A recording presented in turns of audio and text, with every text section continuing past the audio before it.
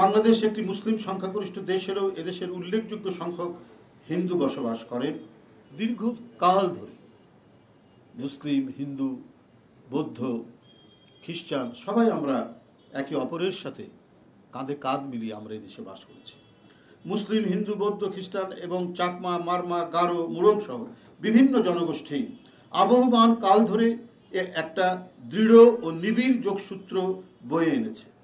তারা একসাথে মিলেমিশে পারস্পরিক সহাবস্থান ও সহমর্মী হয়েই শান্তিতে বসবাস করেছে। এখানে এক দেশ, এক জাতি, আমরা সবাই বাংলাদেশী। অথচ ভারত সকল বাংলাদেশিদের স্বার্থে কথা না বলে সবসময় শুধুমাত্র একটি সম্প্রদায়ের স্বার্থে রাজনৈতিক উদ্দেশ্য প্রণীতভাবে কথা বলে। ভারতের এই আচরণ ভারতকে সার্বজনীন না করে একটি নির্দিষ্ট সম্প্রদায়ের পক্ষাবলম্বী করেছে।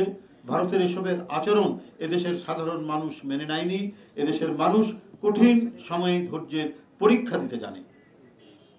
সুতরাং প্রতিরোধের দুর্ভেদ্য দেয়ালও গড়ে তুলতে পারে বাংলাদেশের মানুষ, গড়ে তুলবে বাংলাদেশের মানুষ। এদেশের হিন্দুদেরও বৃহদাংশ ভারতের এই নীতি সমর্থন করে না। আমাদের দল করে না অসংখ্য হিন্দু ছেলেমেয়েরা। আজকে রমেশ দত্ত, আজকে অমলেন্দু দাস, অপু, আজকে সঞ্জয়, অসংখ্য নেতা যারা ছাত্র জীবন থেকে এই দল করে আসছে, তাদের শরীর দিয়ে কত রক্ত ঝরিয়েছে আওয়ামী লীগ, তারপরেও তারা এই দল থেকে সরে যায়নি। তরুণদের কত লোক তো এই দল করেছে, এখনো করছে।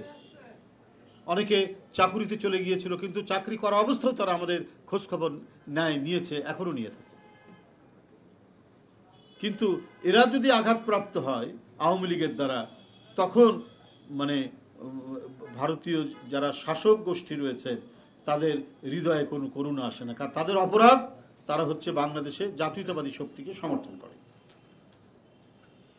বন্ধুরা আমার, এদেশের হিন্দুদেরও বৃহদাংশ ভারতের এই নীতি সমর্থন করে না।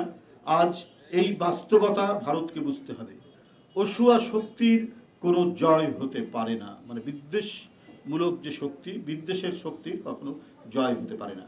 সুপ্রিয় বন্ধুরা, অন্তর্বর্তীকালীন সরকারের কেউ তাদের বক্তব্য বিবৃতিতে আওয়ামী লীগ নিষিদ্ধ করতে বিএনপি প্রতিবন্ধক বলে প্রচার করছেন, যা সঠিক নয়। আওয়ামী লীগ নিষিদ্ধ করা না করার সিদ্ধান্ত নেওয়ার এখতিয়ার সরকারের।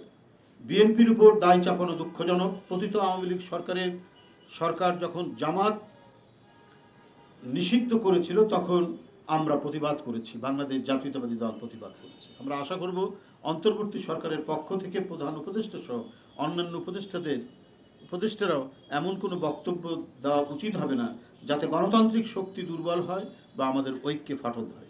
বিএনপির ভারপ্রাপ্ত চেয়ারম্যান জনাব তারেক রহমান ইতোমধ্যে অন্তর্বর্তীকালীন সরকারের প্রতি আহ্বান জানিয়ে বলেছেন, জনগণের রাজনৈতিক এবং অর্থনৈতিক ক্ষমতায়ন নিশ্চিত করতে জরুরি ভিত্তিতে পদক্ষেপ নিন।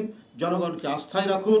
জনগণকে হাজারো ছাত্র জনতার রক্তের উপর স্বৈরাচার বিরোধী জাতীয় ঐক্য গড়ে উঠেছে। সরকারের কোনো কাজ কিংবা কথা যেন ছাত্র জনতার ঐক্যে ফাটল ধরার কারণ না হয়, সেই বিষয়ে সরকারকে বিচক্ষণতার পরিচয় দিতে হবে।